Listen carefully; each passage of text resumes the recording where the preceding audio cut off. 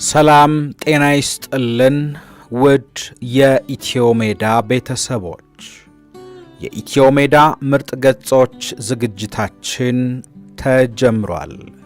በዛሬው የምርጥ ገጾች ዝግጅታችን በአብዮቱ የመጀመሪያ ዓመታት በኢሃፓና በደርግ መካከል የነበረውን ቁርሾ መነሻውንና የተከተለውን መዘዝ እንዲሁም በደርጉ ሊቀመንበር መንግስቱ ኃይለማርያም ላይ የተደረገውን የግድያ ሙከራና ከስልጣን ለማውረድ የተሸረበውን ሴራ የተመለከተ መረጃን እናቀርብላችኋለን። መረጃው በደርግ አስተዳደር ዘመን ወይም በኢህድሪ መንግስት ጠቅላይ ሚኒስትር የነበሩትና በፕሬዝዳንት መንግስቱ በእጅጉ ይታመኑ ነበር በሚባሉት ሻለቃ ፍቅረ ሥላሴ ወግደረስ እኛና አብዮቱ መጽሐፍ ላይ ቀረበ ታሪካዊ መረጃ ሲሆን እንድትከታተሉት በአክብሮት እንጋብዛለን።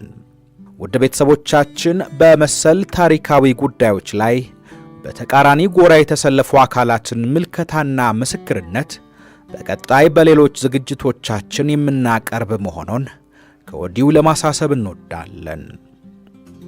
ቻናላችንን ሰብስክራይብ፣ ላይክ እና ሼር እንድታደርጉ በዝግጅቶቻችን ላይ ያላችሁን ሐሳብ በኮሜንት ስፍራ ላይ እንድታስቀምጡልን በክብር እንጠይቃለን።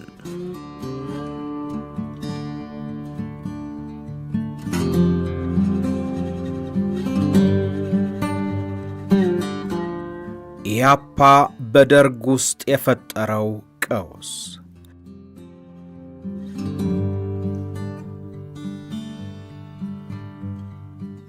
በሰኔ ወር 1966 ዓመተ ምህረት የጦር ኃይሎች አስተባባሪ ኮሚቴን ለማቋቋም የተለያዩ የጦር ክፍሎችን ወክለን ወደ 4ኛ ክፍለ ጦር የመጣን የጦር አባላት ምን ተግባር ማከናወን እንዳለብን፣ ምን ዓላማ ይዘን እንደምንነሳ፣ ከየት ጀምረን የት እንደምንደርስ፣ የአገርና የውጭ ወቅታዊ ፖለቲካ ምን እንደሚመስል የምናውቀው አንዳችም ነገር አልነበረም።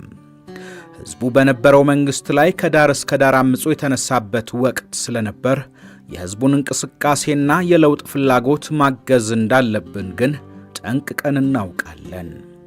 አስተባባሪው ኮሚቴ ተቋቁሞ ሕልውናውን ለሕዝብና በሥልጣን ላይ ለነበረው መንግሥት አሳውቆ የተወሰኑ እርምጃዎች እየወሰደ የኃይለሥላሴን መንግሥት መፈታተን እንደጀመረ የመላ ኢትዮጵያን ሕዝብ ትኩረት እየሳበ መጣ። የሕዝቡን አብዮታዊ ትግል የሚያስተባብርና የሚመራ ድርጅትም ሆነ ቡድን ባለመኖሩ በየካቲት ወር ከፍተኛ ደረጃ ላይ ደርሶ የነበረው የሕዝቡ አብዮታዊ እንቅስቃሴ የተዳከመ በመጣበት ወቅት አስተባባሪ ኮሚቴው በመመስረቱ ተስፋ ቆርጦ የነበሩት የተራማጅነት አስተሳሰብ የነበራቸው ግለሰቦች እንደገና የትግል ስሜታቸው ተነሳሳ። ከሀገር ውጭ በሚማሩ ተማሪዎች አማካኝነት የተደራጁ ቡድኖች አባላትና ሌሎች ለውጥ ፈላጊ ግለሰቦች ወደ ሀገር ቤት በመመለስ ፍላጎታቸው እንዲፈጸም በአስተባባሪው ኮሚቴ በቀጥታና በተዘዋዋሪ መንገድ ግፊት ማድረግ ጀመሩ።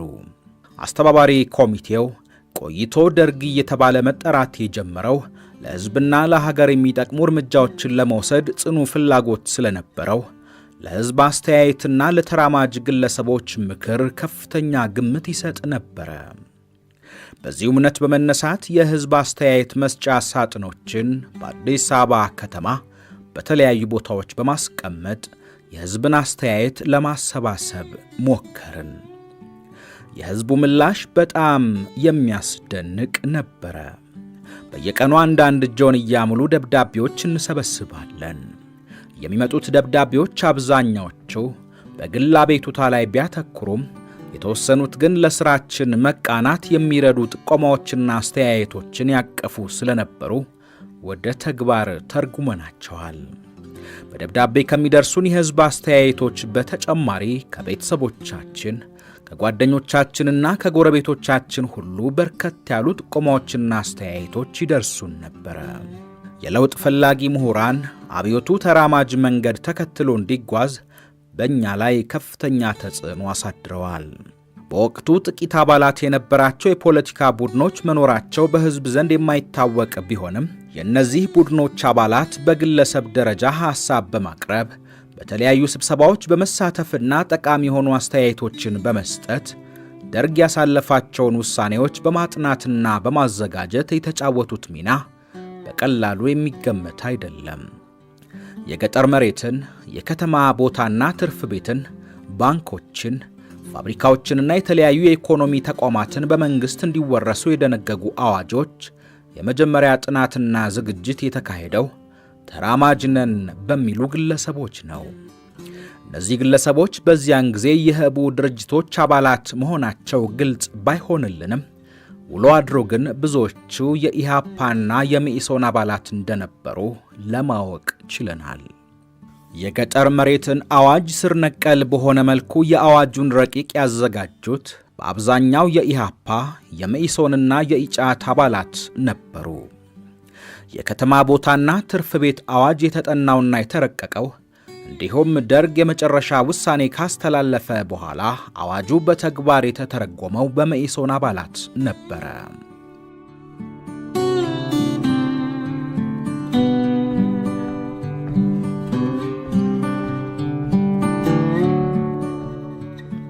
የእነዚህ ድርጅቶች አንዳንድ አባላት በሥራ ምክንያት ወይም በአጋጣሚ ከደርግ አባላት ጋር ለመተዋወቅና ለመቀራረብ በመቻላቸው የድርጅታቸውን ፍላጎት በቀላሉ ለማስፈጸም ሁኔታው እየተመቻቸላቸው ከመምጣቱም ባሻገር ወሳኝ የሥራ ኃላፊነት ያላቸውን የደርግ አባላት የድርጅታቸው አባላት ለማድረግ ሞክረዋል።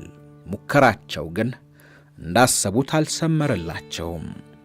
አብዛኞቹ የደርግ አባላት በፖለቲካው ዘርፍ ጠለቅ ያለ ግንዛቤ ባይኖራቸውም ደርግን እንደ ፖለቲካ ድርጅት በመቁጠር ታማኝነታቸው ለደርግና ለደርግ ዓላማ ብቻ መሆን እንዳለበት ያምናሉ። የኢትዮጵያ ሕዝብ ኑሮ የሚሻሻልበትን፣ ድህነትና ሥራ አጥነት የሚወገድበትን፣ የኢትዮጵያ አንድነት የሚጠበቅበትን ተግባር ለማከናወን ከመትጋትና የኢትዮጵያ ትቅደም ዓላማን ከማስፈጸም ውጪ በሌላ የፖለቲካ ህቡ ድርጅት አባል መሆን ቀርቶ የድርጅቶቹን ህልውና እንኳን የሚያውቁ አይመስልም። ይህም ሆኖ ኢሃፓ የደርግ አባላትን መልምሎ ስልጣኑን ለመጨበጥ ሙከራ ማድረጉ አልቀረም። ኢሃፓ ደርግን በመጣል ስልጣን ለመጨበጥ የሚችልበትን የተለያዩ ዘዴዎች ቀይሶ የተቻለውን ሁሉ አድርጓል። የህዝብ አመጽ ቀስቅሶ ደርግን ለማስወገድ ሞክሯል። በኢኮኖሚ ሀገሪቱን አሽመድምዶ በደርግ ላይ የህዝቡን ቁጣ ለማነሳሳት የመንግስት የኢኮኖሚ ተቋማት ላይ ከፍተኛ የማውደም ዘመቻ አካሂዷል። ደርግ ያቋቋማቸውን ህዝባዊ ድርጅቶችና የሙያ ማህበራትን በማፈራረስ የደርግን ማህበራዊ መሰረት ለማናጋት ጥረት አድርጓል። ስልጣን ለመያዝ ያስችለናል ብለው የቀየሷቸው ስልቶች ሁሉ በሀገሪቱ ላይ ከፍተኛ ጉዳት ለማስከተል ቢችሉም ኢሃፓን ግን ለስልጣን ሊያበቁት አልቻሉም። የኢሃፓ መሪዎች በተግባር የመኮሯቸው ስልቶች ውጤት አልባ መሆናቸውን እንደተገነዘቡ በመፈንቅለ መንግሥት ስልጣን መጨበጥ ይቻላል ብለው መንቀሳቀስ ጀመሩ። ይህ ከሁሉም የተሻለው ዘዴ ተግባራዊ እንዲሆን የታሰበው በራሳቸው በደርግ አባላት ነበረ።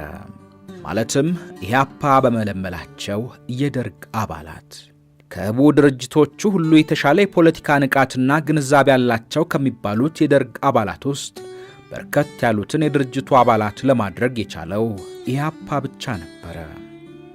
ደርግ ንጉሣዊ አገዛዝን አስወግዶ መንግሥታዊ ሥልጣኑን እንደጨበጠ ዕለት በዕለት የሚያከናውናቸውን ተግባራት፣ የሚያሳልፋቸውን ውሳኔዎች፣ ወደፊት ሊፈጽማቸው ያሰባቸውን ዕቅዶች፣ የእያንዳንዱን የደርግ አባል እንቅስቃሴና ደርግን የሚመሩትን ግለሰቦች አመለካከትና ግንዛቤ ለማወቅና ለመረዳት እንዲያስችለው የኢሃፓ መሪዎች ከደርግ አባላት መካከል አባላትን ለመመልመልና በመለመሏቸው ሰዎች አማካኝነት ደርግ ውስጥ ሰርገው ለመግባት ይወስናሉ።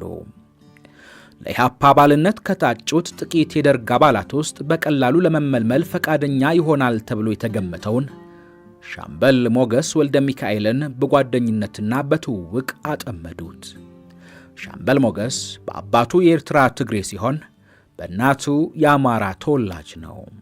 ኢሃፓን ከሚያሽከረክሩት የኤርትራ ተወላጆች ውስጥ አንዱ ደርግ ስልጣን እንደጨበጠ ሻምበል ሞገስን ይቀርበውና በፖለቲካ ጉዳዮች ላይ ውይይት ይጀምራሉ።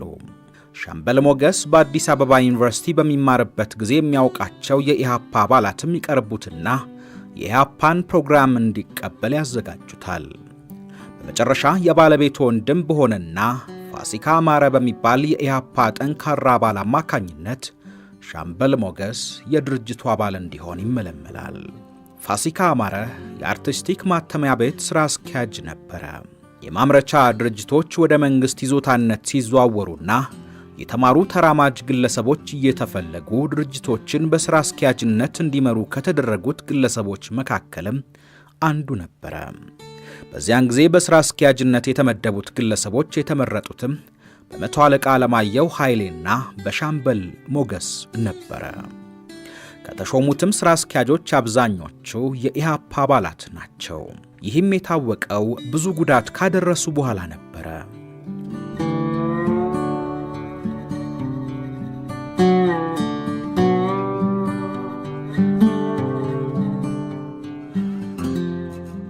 በኢኮኖሚክስ የመጀመሪያ ዲግሪ የነበረው ሻምበል ሞገስ የደርጉ የኢኮኖሚ ኮሚቴ ሰብሳቢ በመሆኑ ደርግ የወሰዳቸውን የኢኮኖሚ እርምጃዎች በሙሉ መነሻ ጥናት ያስጠናውና ለደርግ አቅርቦ በማሳመን ውሳኔ እንዲተላለፍ በማድረግ ረገድ ከፍተኛውን ሚና የተጫወተው እሱ ነበረ።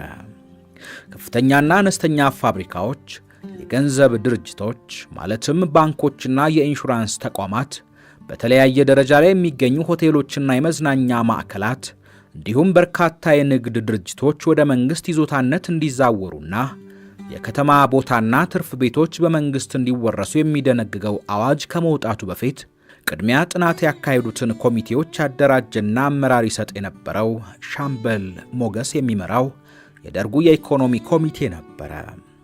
ውሎ አድሮ ለማወቅ እንደተቻለው ጥናቶቹን ባካሄዱት ኮሚቴዎች ውስጥ በርካታ የኢህአፓ አባላት ተገኝተው እንደነበር ተረጋግጧል። በዚህ ሁኔታ በመነሳት የኢህአፓ አባላት ያልተሳተፉበት አንድም ኮሚቴ አልነበረም ቢባል ስህተት አይሆንም። የደርግ አባላት ሻምበል ሞገስን ስለሚያምኑትና ስለሚያከብሩት በኮሚቴዎች የተጠኑት ጥናቶች ለውሳኔ በሚቀርቡበት ጊዜ ተራማጆችና ምሁራኖች ያጠኑት ስለሆነ ድጋፍ ሰጥተን እናሳልፈው የሚል አስተያየት ሞገስ ከሰጠ ብዙ ጥያቄዎች ሳይቀርቡና ጭቅጭቅም ሳይነሳ በከፍተኛ ድምፅ ድጋፍ አግኝቶ ይወሰን ነበረ። በስብሰባዎች ሁሉ እሱ የሚያቀርባቸው ሐሳቦችና የሚሰነዝራቸው አስተያየቶች በብዙሃኑ የደርግ አባላት ዘንድ ከፍተኛ ክብደት ስለነበራቸው በሰላማዊ መንገድ ኢህአፓን ለሥልጣን ለማብቃት ተጠቅሞበታል። እንደ ሻምበል ሞገስ የኢህአፓ አባል ለመሆን የበቃው የመቶ አለቃ አለማየሁ ኃይሌ ነበረ። አለማየሁ የፖሊስ ሰራዊት አባል ሲሆን የተማሩና የተሻለ የፖለቲካ ግንዛቤ ያላቸው ከሚባሉ ጥቂት የደርግ አባላት ውስጥ አንዱ ነው። በአዲስ አበባ ዩኒቨርሲቲ በሶሻል ወርክ የአራተኛ ዓመት ተማሪ በነበረበት ጊዜ ነው በክፍሉ ተመርጦ የደርግ አባል የሆነው። አለማየሁ በጣም ታታሪና ደከመኝን የማያውቅ ጠንካራ ሰራተኛ ስለነበር የደርጉ የአስተዳደር ኮሚቴ ሊቀመንበር ሆኖ ከተመደበ በኋላ የተለያዩ የአስተዳደር ደንቦችንና መመሪያዎችን በማዘጋጀት ደርግ በሥርዓት እንዲመራ ከፍተኛ ጥረት አድርጓል። ይህ ጠንካራ ሥራው የብዙ የደርግ አባላትን አድናቆት አትርፎለታል። አለማየሁ ተናግሮ የማሳመን ሐሳቡን በግልጽና በጠራ ሁኔታ የማስተላለፍ ችሎታ ስለነበረው የኢህአፓን ፍላጎት ለማሳካት የደርግ አባላትን በረቀቀ ዘዴ መሳሪያ አድርጎ የተጠቀመ ብልህ ሰው ነው። በደርግ አባላት ዘንድ ተደማጭነት ካላቸው ከነዚህ የኢህአፓ አባላት በተጨማሪ ሌሎች የደርግ አባላትም የኢህአፓ አባሎች ወይም ደጋፊዎች ነበሩ። የኢህአፓ የፖለቲካ ቢሮ አባል የነበረው የጌታቸው ማሩ ወንድም የመቶ አለቃ መለሰ ማሩና ሻለቃ ህሩይ ኃይለ ሥላሴ የኢህአፓ አባላት እንደነበሩ ይጠረጠራሉ። ከውጭ አገር ተመልሰው በኢህአፓ መዋቅር ውስጥ ከፍተኛ ቦታ በመያዝ ሲንቀሳቀስ በነበረው ልጃቸው በአይንሸት ተፈሪ ግፊት ጀነራል ተፈሪ በንቲ የኢህአፓ ደጋፊ ከመሆናቸውም በላይ የድርጅቱን ፍላጎት ተግባራዊ ለማድረግ የታገሉ የደርጉ ሊቀመንበር ናቸው። የመኢሶን መሪዎች ደርግን በሁለት ጎራ ከፍለው የደርግ ተራማጅ ወይም ግራ ክንፍና የደርግ አድሃሪ ወይም ቀኝ ክንፍ በማለት ጥቂት የደርግ አባላትን ብቻ እንደ ተራማጅ በመውሰድ ብዙሃኑን የደርግ አባላት ደግሞ እንደ አድሃሪ ከመቁጠራቸውን ባሻገር መኢሶን የማይደግፋቸው አንዳንድ ደርግ የሚወስዳቸውን እርምጃዎች የደርግ አድሃሪ ክንፍ ሥራዎች ናቸው እያሉ በማውገዛቸው የብዙሃኑን የደርግ አባላት ጥላቻ አተረፉ። መኢሶንን የሚጠሉ የደርግ አባላት ሳያውቁት የኢሃፓ ደጋፊ ወደ መሆን እያዘነበሉ መጡ። ይህ ሁኔታ ቀስ በቀስ በሰላማዊ መንገድ ወይም በኃይል መፈንቅለ መንግስት በማካሄድ ኢሃፓን ለስልጣን ለማብቃት የሚያስችል መስሎ ታየ። በመሆኑም የኢሃፓ መሪዎች በመስከረም 13 1969 ዓመተ ምህረት በሊቀመንበሩ ላይ ያካሄዱት የግድያ ሙከራ ሳይሳካ መቅረቱን ከተመለከቱ በኋላ ከደርግ አባላት መካከል በመለመሏቸው አባሎቻቸው አማካኝነት ሊቀመንበር መንግስቱን ከስልጣን ለማባረር የሚቻልበትን ስልት ቀይሰው መንቀሳቀስ ጀመሩ።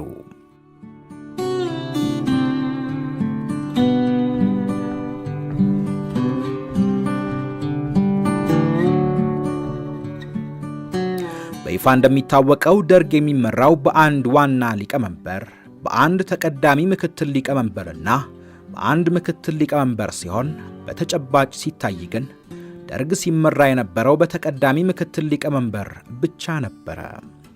ዋና ሊቀመንበር የነበሩት ጀነራል ተፈሪ በንቲ ለስሙ ርዕሰ ብሔር ተብለው በኢትዮጵያ መሪነት ቢታወቁም የውጭ እንግዶችንና አምባሳደሮችን መቀበልና መሸኘት፣ መንግስቱን ወክለው በብሔራዊ በዓላት ስነ ስርዓት ላይ መገኘት፣ እንደየአስፈላጊነቱ ጋዜጣዊ መግለጫ መስጠት፣ አልፎ አልፎ ደግሞ በደርግ ስብሰባዎች ላይ ተሳታፊ መሆን፣ በነጋሪት ጋዜጦች ላይ መፈረምና ሌሎች ጥቃቅን ተግባራትን ከማከናወን ውጪ በፖለቲካው፣ በኢኮኖሚውና በወታደራዊ መስክ ምንም ስልጣን አልነበራቸውም። በተመሳሳይ ሁኔታ ምክትል ሊቀመንበር የነበሩት ሌፍተናንት ኮሎኔል አጥናፉ አባተም ይህ ነው የሚባል ስልጣን ሳይኖራቸው የደርግን የውስጥ አስተዳደራዊ ሥራዎችን በማከናወንና ሃይማኖት ነክ ጉዳዮችን ብቻ እንዲከታተሉ ተደርገው ነበረ። ተቀዳሚ ምክትል ሊቀመንበር የነበሩት ሌፍተናንት ኮሎኔል መንግስቱ ኃይለማርያም ደግሞ በተቃራኒው ቀስ በቀስ ሁሉንም ስልጣን በእጃቸው ውስጥ በማስገባታቸው የፖለቲካውን፣ የኢኮኖሚውንና ወታደራዊ እንቅስቃሴዎችን በመምራትና በመወሰን ወሳኙን ሚና ይጫወቱ ነበረ። ከመጀመሪያ አንስቶ ደርግን በሊቀመንበርነት ከመምራታቸውም በላይ በአገሪቱ የተካሄደውን አብዮት መስመር በማስያዝ በየአቅጣጫው የተካሄዱትን ትግሎች የመሩት እርሳቸው ናቸው። ኢሃፓም ደርግን በማንበርከክ ስልጣን ለመያዝ በከፈታቸው የትግል መስኮች ሁሉ የአብዮቱን ደጋፊዎች አስተባብረው አንድ ግንባር በመፍጠርና አመራር በመስጠት አታግለዋል። የኢሃፓ መሪዎች የኮሎኔል መንግስቱን ወሳኝነት በሚገባ ተገንዝበዋል። በአጭር ጊዜና በአቋራጭ ስልጣን ለመጨበጥ እንችላለን ብለው በተለያዩ ጊዜያት የቀየሷቸው ስልቶች ሁሉ ሊከሽፉ የቻሉት በኮሎኔል መንግስቱ አመራር እንደሆነም አምነዋል። በዚህ ምክንያት የግድያ ሙከራ ተደረገ። በአጋጣሚ የኢሃፓ ነፍሰ ገዳዮች ተደነባብረው ግድያው ሳይፈጸም ቀረ።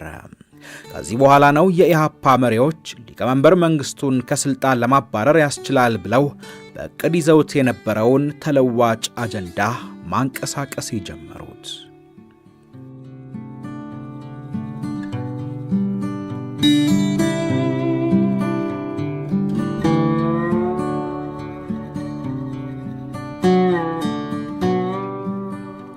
ሌፍተናንት ኮሎኔል መንግስቱን የማስወገድ እንቅስቃሴ።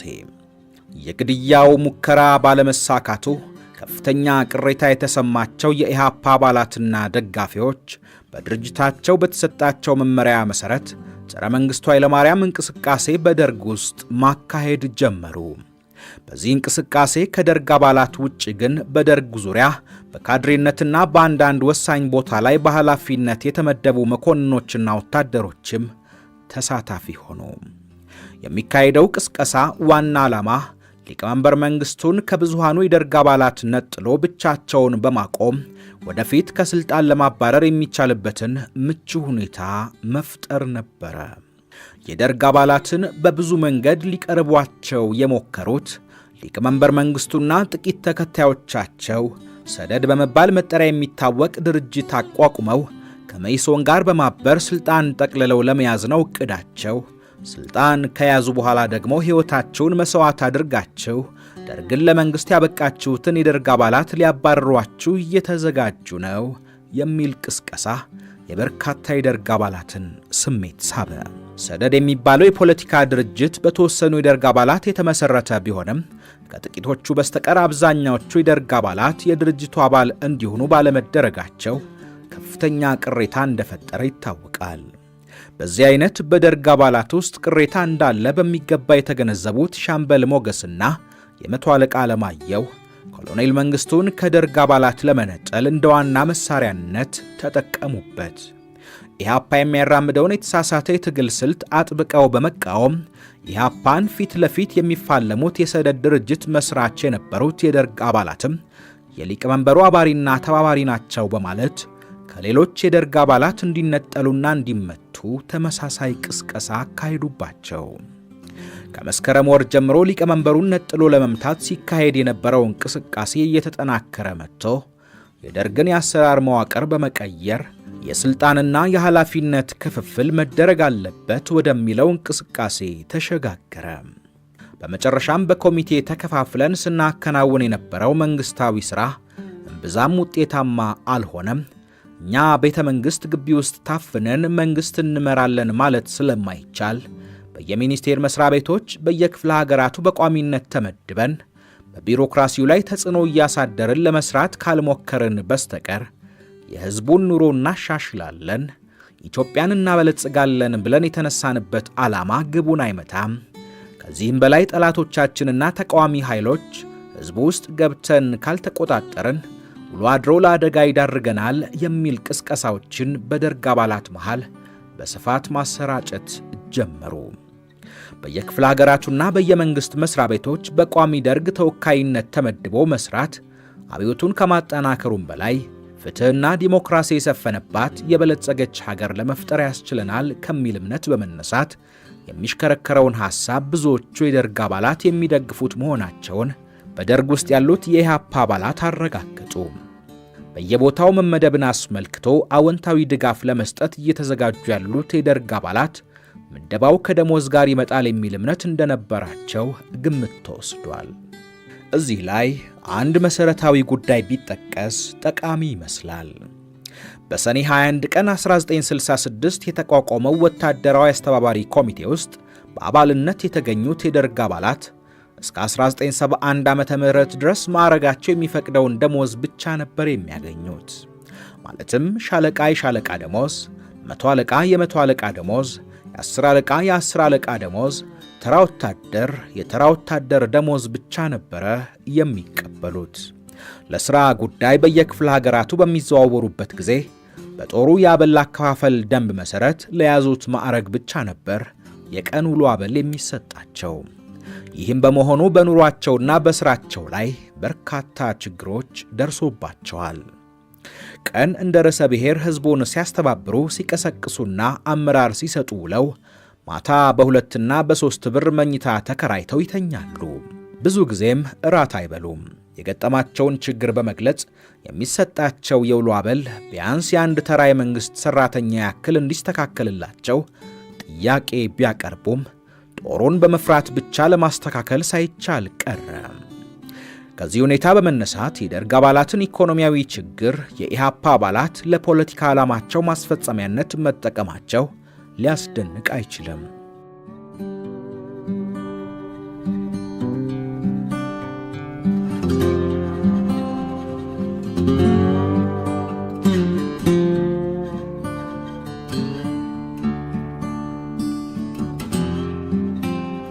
መቶ አለቃ አለማየሁ የደርግ አባላትን በይበልጥ ለማስረዳትና ለማሳመን ጥረት ያደረጉት ግን በአንድ ሰው እጅ ስልጣን ተጠቅልሎ ተይዟል፣ የግለሰብ አምባገነንነት ስር እየሰደደ መጥቷል በሚለው ጉዳይ ላይ ነበረ። የደርግ አባላት ለአጠቃላይ የሀገሪቱ ጉዳይ የጋራ ኃላፊነት ሲኖርባቸው በውሳኔ አሰጣጥና በስልጣን መጋራት ረገድ የሉበትም፣ ተገለዋል። ስለሆነም ይሄ የተዛባ የስልጣን አያያዝ ማስተካከል አለብን የሚለው ቅስቀሳ የደርግ አባላትን ይበልጥ ሊያሳምን ችሏል። ስልጣን በሊቀመንበሩ እጅ እየተጠቀለለ በመምጣቱ አምባገነን አድርጓቸዋል። የግለሰብ አምባገነንነት ደግሞ ወደፊት የደርግ አባላትን በተናጠል ደርግን ደግሞ በአጠቃላይ አደጋ ላይ ይጥላል። ስለሆነም የደርግ አሰራርን በማስተካከል የግለሰብን አምባገነንነት ልንከላከል ይገባል የሚለው ቅስቀሳ በስፋት በመካሄዱ የደርግ አባላትን ወደፊት ኢህአፓ ለሚወስደው እርምጃ ዝግጁ ሆነው እንዲገኙ አደረጋቸው። ቅስቀሳው በሊቀመንበሩና በጥቂት የደርግ አባላት ላይ ብቻ የተወሰነ ሳይሆን በሕዝብ ድርጅት ጽሕፈት ቤት ሰዎችም ላይ አነጣጠረ። በህቡ ተደራጅተው ከሚንቀሳቀሱት የፖለቲካ ድርጅቶች ውስጥ ድርጅታዊ ጥንካሬ ኖሮት የኢህአፓን ጸረ ሕዝብ እንቅስቃሴ እያጋለጠ የሚታገለውን መኢሶንን ጨምሮ ለመምታት በተቀየሰው የኢህአፓ ስልት መሠረት የደርግ አባላት የሕዝብ ድርጅት ጽሕፈት ቤትን በመጥፎ ዓይን እንዲመለከቱት በማድረግም ረገድ ቅስቀሳው ተካሄደ። የሕዝብ ድርጅት ጽሕፈት ቤት ብለን ከፍተኛ ገንዘብ፣ መጓጓዣና ቁሳቁስ መድበን ከየትም ሰብስበን በጽሕፈት ቤቱ የመደብናቸው ሰዎች ከምንም ተነስተው ድርጅታቸውን አጠናክረውና አሳብጠው እኛን የደርግ አባላትን ዝቅ አድርገው ይመለከቱናል። አልፈው ተርፈው ደርግን በሁለት ጎራ ለይተው አድሃሪና ተራማጅ የሚል መለያ ሰጥተውናል እየተባለ ሰፊ ቅስቀሳ ተካሄደ። በዚያ አኳኋን የተካሄደው ቅስቀሳ ስር እየሰደደ መጥቶ አብዛኞቹን የደርግ አባላት ለዓላማቸው ማስፈጸሚያነት ካዘጋጇቸው በኋላ በጠቅላላ የደርግ ስብሰባ ላይ ውይይት የሚካሄድበትን ዘዴ ቀየሱ። ደርግን በፓርቲ መልክ አደራጅቶ ኮሎኔል መንግስቱ ጠቅልሎ የያዙትን ስልጣን ለኢህአፓና ለደጋፊዎች በማከፋፈል ድርጅታችንን በቀላሉ ለስልጣን እናበቃለን ብለው የኢህአፓ መሪዎች ያዘጋጁትን ሰነድ እነ ሞገስ ተቀብለው ተግባራዊ ሊያደርጉት ተነሱ። ደርግን በአዲስ ያወቃቀር ዘዴ በማደራጀት በጉልህ እየታየ የመጣውን የአንድ ሰው አምባገነንነት ማስወገድ ከማስቻሉም በላይ የደርግ አባላትን በሚኒስቴር መስሪያ ቤቶችና በየክፍለ ሀገራቱ በቋሚ የደርግ ተወካይነት በመመደብ እንዲያገለግሉ ይደረጋል።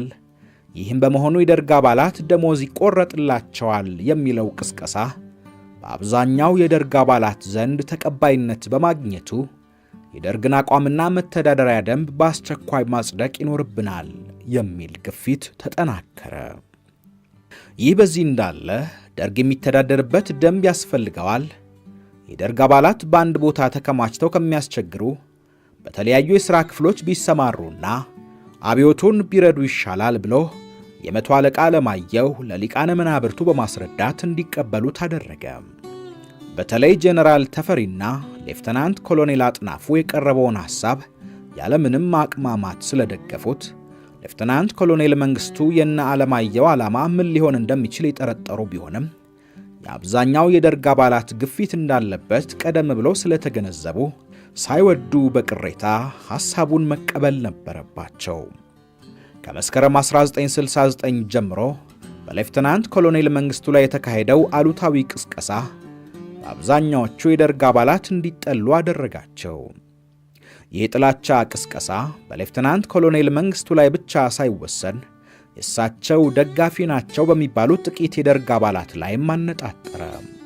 በሚያልፉበትና በሚያገድሙበት ሁሉ በቀጥታ ወይም ቀጥተኛ ባልሆነ መንገድ የስድብ ናዳ ይወርድባቸው ጀመረ። የግለሰብ አሽከሮች፣ አጨብጫቢዎች፣ ከሃዲዎች፣ አድርባዮች፣ ጊዜያችሁን ጠብቁ ወዘተ ተባሉ። የስም ማጥፋት ዘመቻም ተካሄደባቸው። እነሱም በበኩላቸው የሚካሄደው የማፍረስ እንቅስቃሴ የኢህአፓ ሥራ ነው፣ ኢህአፓ ደርግን ከፋፍሎ ኃይል በማሳጣት ስልጣን ለመጨበጥ የሚያካሄደው አደገኛ ቅስቀሳ ነው፣ እስቲ ረጋ ብላችሁ ተመልከቱ እያሉ ለማስረዳት ቢሞክሩም ሰሚ ጆሮ አጡ። ብዙዎቹ ተጨፍነዋል፣ አያዩም፣ ተደፍነዋል፣ አይሰሙም። ተገፋፍተውና ተቀስቅሰው የማይመለሱበት ደረጃ ላይ ደርሰዋል። ደርግ ለመጀመሪያ ጊዜ በኢህአፓ ሴራ አንድነቱ ተናግቷል። ደርግ 3 ቦታ ተከፈለ።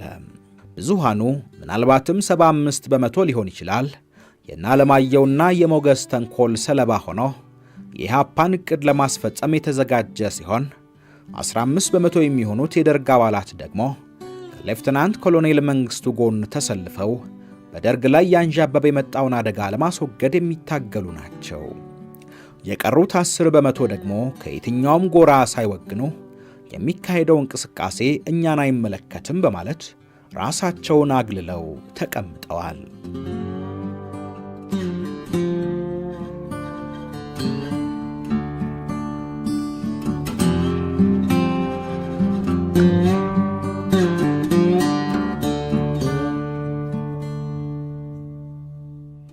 ሌፍተናንት ኮሎኔል አጥናፉ አባተ የኢህአፓ አባል ባይሆኑም ከኢህአፓ መሪዎች ውስጥ ከአንዱ ጋር በመኖሪያ ቤታቸው እየተገናኙ ስለ ኢህአፓ ፕሮግራም፣ ስለ መኢሶን አደገኛ እንቅስቃሴና ደርግ እየፈጸመ ስላለው ጥፋት እያነሱ በሰፊው ውይይት ያካሂዳሉ እየተባለ የሚወራው እውነት መሆኑ ባይረጋገጥም ከዚያም በፊት ሲያደርጉት እንደነበረው ኢህአፓን መቃወም ትተዋል።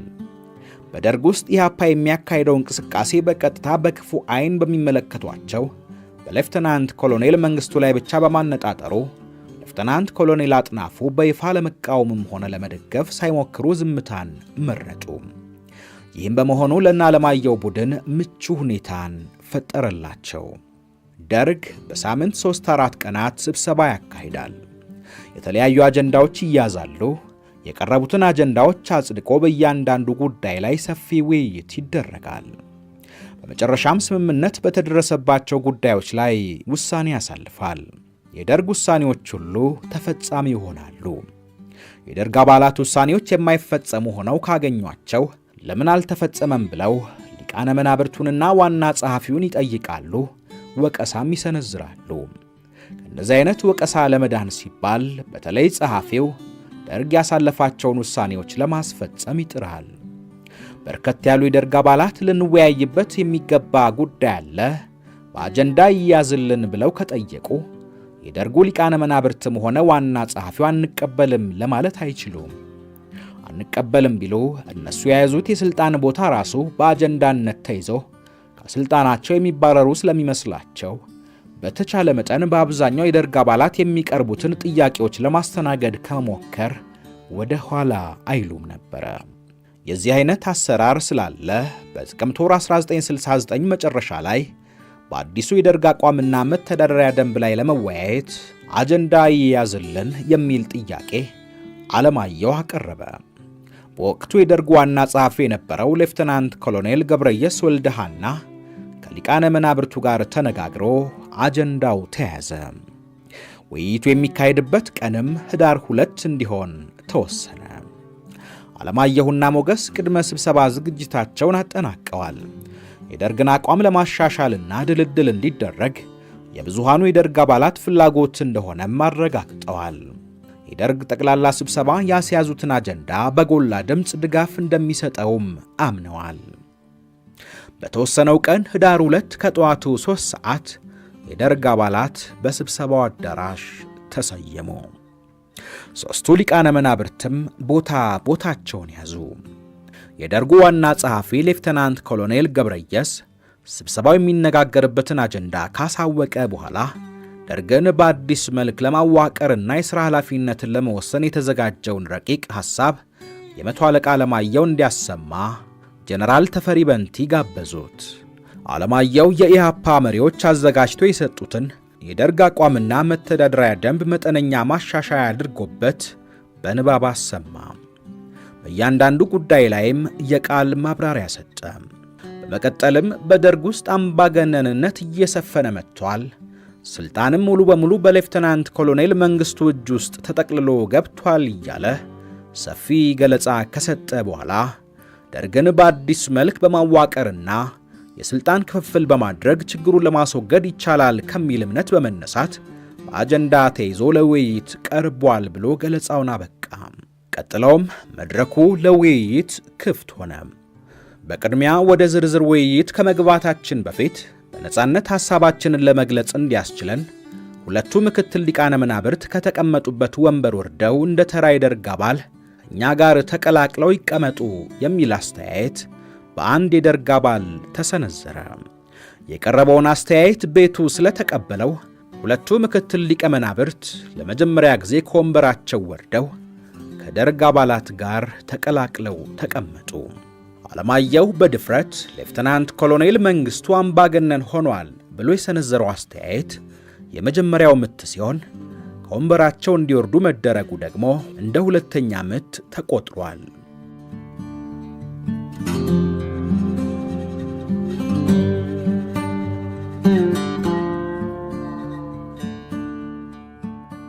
በአጀንዳው ላይ ውይይት መካሄድ ቀጠለ። በርካታ የደርግ አባላት የተለያዩ አስተያየቶችን ሰነዘሩ። የዓለማየሁ ጥናት የደርግን አቋምና የሥልጣን ክፍፍል ብቻ የሚመለከት ስለነበረ የደርግ አባላትን እንዳላረካ ተገለጸ። በመሆኑም ደሞዝን፣ የውሎ አበልን፣ የመኖሪያ ቤትንና ጠቅላላ የኑሮ ሁኔታን እንዲሁም የተለያዩ መብቶችን ጥናቱ ማካተት አለበት የሚል አስተያየት በርከት ባሉ የደርግ አባላት ቀረበ። ጊዜው አይደለም፣ በዚህ ጉዳይ ላይ ልንወያይ አይገባም፣ ምክንያቱም የራሳቸውን ኑሮ እያደላደሉ ናቸው ብሎ ጦሩ ሊነሳብን ይችላል፣ ሕዝቡም የሚሰጠንን ድጋፍ ይነሳናል የሚል ተቃውሞ በአንዳንድ የደርግ አባላት ቢሰነዘርም በዚህ ጉዳይ ላይ ሰፊ ውይይት ተካሄደ። የተለያዩ አስተያየቶችም ተሰጡ። ይህም ሆኖ ግን ሁሉን ሊያስማማ የሚችል አቋም ላይ ለመድረስ ባለመቻሉ አንድ አስታራቂ ሐሳብ ቀረበ። ይሄውም በውይይቱ የተነሱ ነጥቦችን ከግንዛቤ ውስጥ በማስገባት በአጭር ጊዜ ውስጥ አጥንተው የውሳኔ ሐሳብ የሚያቀርቡልን 3 የጥናት ኮሚቴዎች ይቋቋሙ የሚል ነበረ። ሁሉም የደርግ አባላት በዚህ ሐሳብ ስለተስማሙ 3ቱ የጥናት ኮሚቴዎችን በመምረጥና መመሪያ በመስጠት ስብሰባው አበቃ። የተቋቋሙት ኮሚቴዎች ሥራቸውን ወዲያው ጀምረው በአንድ ሳምንት ጊዜ ውስጥ ጥናታቸውን አጠናቀው ለውሳኔ ቀረቡ። የደርግ አባላት በ3 ኮሚቴ ተደልድለው ባጠኑት የደርግ አቋምና መተዳደሪያ ደንብ ላይ የደርግ ጠቅላላ ጉባኤ በህዳር 9 ቀን ውይይት ማካሄድ ጀመረ። በእያንዳንዱ ጉዳይ ላይ 3ቱ ኮሚቴዎች የወሰዱትን አቋም በማነጻጸር ነበር በድምፅ ብልጫ ውሳኔ የሚሰጠው። በመጀመሪያ ውይይት የተደረገው በደርግ አቋም ላይ ነበረ። 3ቱም ኮሚቴዎች በተመሳሳይ መልክ ያቀረቡት የደርግ አቋም በሙሉ ድምፅ ጸደቀ። ይሄውም የደርግ አባላት በሙሉ የሚገኙበት አካል የደርግ ጠቅላላ ጉባኤ እንዲባል፣ የተወሰኑ የደርግ አባላትን ብቻ የሚያቀፍ የደርግ ማዕከላዊ ኮሚቴ እንዲባል፣ ጥቂት የደርግ አባላት ብቻ በአባልነት የሚገኙበት አካል ደግሞ የደርግ ቋሚ ኮሚቴ የሚል መጠሪያ ተሰጥቶት እንዲቋቋም የሚል ነው። መተዳደሪያ ደንቡም ሰፊ ክርክር ከተካሄደበት በኋላ መጠነኛ ማሻሻል ተደርጎበት እንደ ደርግ አቋም ጸደቀ። በክፍለ ሀገራትና በሚኒስቴር መስሪያ ቤቶች የሚመደቡት የደርግ አባላት ሊኖራቸው የሚገባው ስልጣንና የሥራ ኃላፊነት በንባብ ከተሰማ በኋላ መጠነኛ ማስተካከል ተደርጎ ጸደቀ። በተመሳሳይ መንገድ በተከታታይ ባሉ ቀናት ውስጥ በርካታ ጉዳዮች ላይ ውሳኔ ተሰጠባቸው። በጀትን፣ ደሞዝን፣ የውሎ አበልንና የመኖሪያ ቤትን አስመልክቶ ሰፊ ክርክር ተካሄደ። በተለይ በደሞዝ መልክ ገንዘብ እየተከፈለን ቤተሰባችንና ራሳችንን በመጠኑም ቢሆን ከችግር ልናላቅቅ ይገባል የሚለው አስተያየት ጠንካራ ተቃውሞ ገጠመው። እኛን ከሌላው የህብረተሰብ ክፍል ለይተን ልንመለከት አይገባም፣ የእኛም ፍላጎት ከህዝብ ማስቀደም የለብንም ብለው በርካታ የደርግ አባላት ስለተቃወሙ በደሞዝ መልክ ይከፈለን የሚለው ሐሳብ ውድቅ ሆኖ ለሥራ ጉዳይ ከአዲስ አበባ ውጪ በምንንቀሳቀስበት ጊዜ ብቻ የውሎ አበል ይከፈል፣ ወደፊት አጠቃላይ ሥራ ሁኔታችን እስኪወሰን ድረስ በማዕረጋችን ብቻ በምናገኘው ደሞዝ እንድንወስን ይሆን በሚል ሐሳብ ተቀባይነት አገኘ። የመኖሪያ ቤትን በሚመለከትም በሰራዊቱ ደንብ መሠረት እንዲፈጸም ተባለ። የጠቅላላ ጉባኤው የማዕከላዊ ኮሚቴውና የቋሚ ኮሚቴው ሥልጣንና ኃላፊነት በንባብ ከተሰማ በኋላ ሰፋ ያለ ውይይት ተካሄደ። በርካታ ማሻሻያም ተደረገበት። በተቃዋሚ ኃይሎች ላይ የሚወሰደው እርምጃ በጠቅላላ ጉባኤው እንዲወሰን የቀረበው ሐሳብ ብዙ አነጋገረ።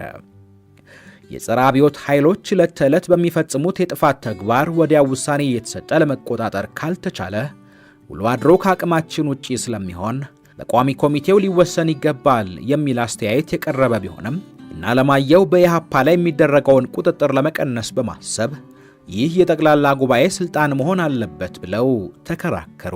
በመጨረሻም በድምፅ ብልጫ አሸነፉ። ይህ እንዲሆን የታገሉት የጠቅላላ ጉባኤው በየቀኑ ስለማይሰበሰብ በኢህአፓ ላይ የሚሰነዘረውን የጥቃት እርምጃ ይቀንሳል ከሚል ግምት በመነሳት ነበረ።